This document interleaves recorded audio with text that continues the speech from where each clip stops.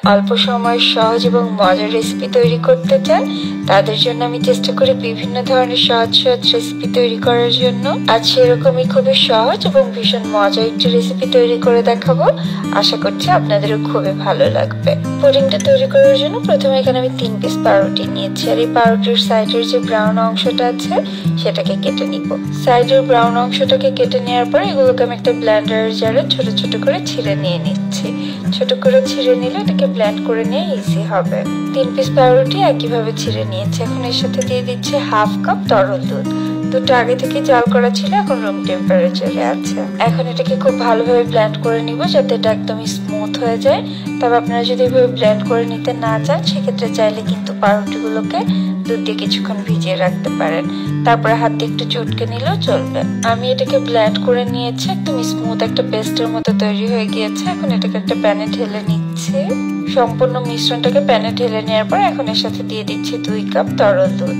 দুধটাকে আগে থেকে জাল করে রেখেছিলাম, এখন রুম টেম্পারেচারে আছে। আমি পাউরুটিগুলোকে ব্লেন্ড করে নেওয়ার জন্য এক্সট্রা আধা কাপ তরল দুধ ইউজ করেছি।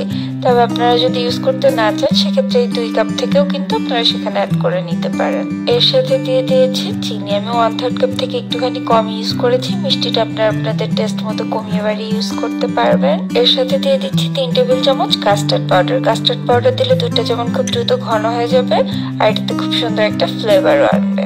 1 চা চামচ দিয়ে দিচ্ছি agar agar powder. Agar agar পাউডারের পরিবর্তে চাইলে আপনারা চায়না গ্রাসও ইউজ করতে পারেন। আর দিয়ে দিচ্ছি 2 টেবিল চামচ বাটার। বাটার দিলে এটা অনেক বেশি স্মুথ হবে, তবে হাতের কাছে না থাকলে না দিলেও চলবে। সবকিছুকে এখন খুব ভালোভাবে একসাথে মিশিয়ে নিচ্ছি। সবকিছুকে ভালোভাবে মিশিয়ে নেওয়ার পর এখন আমি প্যানটাকে চুলায় বসিয়ে দিয়েছি। এখন চুলার আঁচটাকে মোটামুটি মিডিয়াম লোতে রেখে এটাকে অনবরত নেড়ে নেড়ে জাল করতে হবে।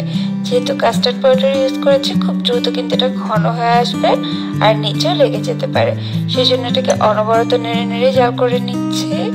পাউরুটির দুধের এই পুডিংটা তৈরি হতে কিন্তু একদমই সময় লাগে না। চুলায় দিতে দিতে দেখবেন এটা ঘন হতে শুরু করেছে। এটাতে বলক আসতে আসতে এটা অনেকটাই ঘন হয়ে এসেছে।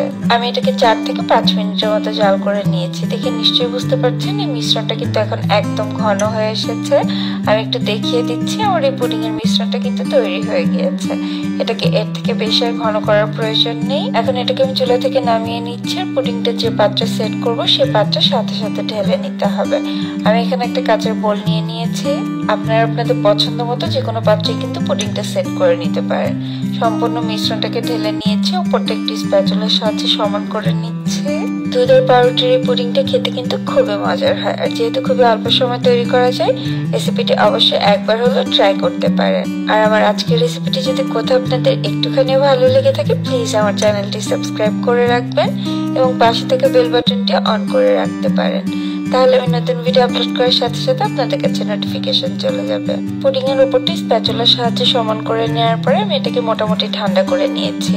এখন উপরে কিছুটা বাদাম দিয়ে এটাকে গার্নিশ করে নিচ্ছি। এটা কিন্তু টোটালি অপশনাল, আপনারা বাদাম দিতে না চাইলে না দিলেও চলবে। চাইলে আপনারা কিসমিসও ইউজ করতে পারেন বাদামের পরিবর্তে। এখন পুডিংটাকে 2 ঘন্টার জন্য নরমাল ফ্রিজে রেখে দিবে, তো পুডিংটা পুরোপুরি সেট হয়ে যাবে।